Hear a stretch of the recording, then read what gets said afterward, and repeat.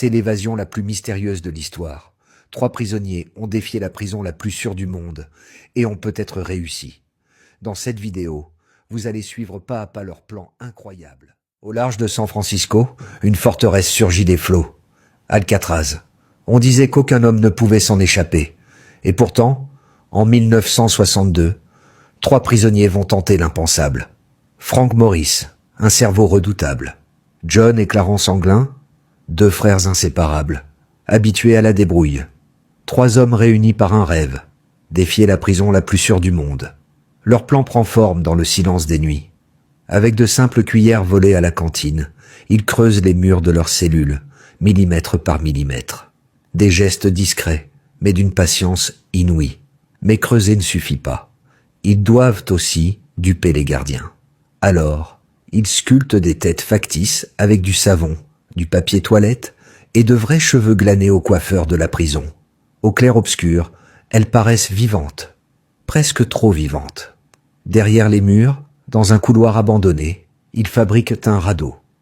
Plus de 50 imperméables cousus ensemble, transformés en embarcation de fortune. Chaque couture est un risque. Chaque minute, un pas de plus vers la liberté. Le 11 juin 1962, l'heure sonne.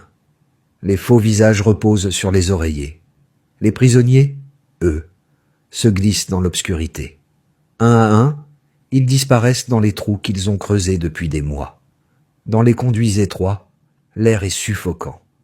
Ils rampent, escaladent, se hissent sur le toit.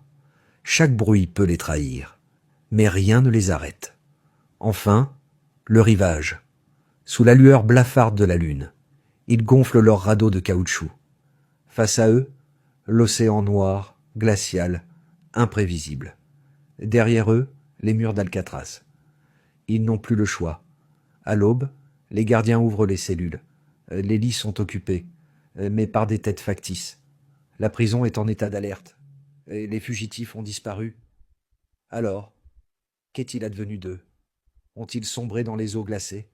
Ou bien ont-ils atteint la côte, libres et invisibles? Plus de 60 ans plus tard, le mystère demeure entier.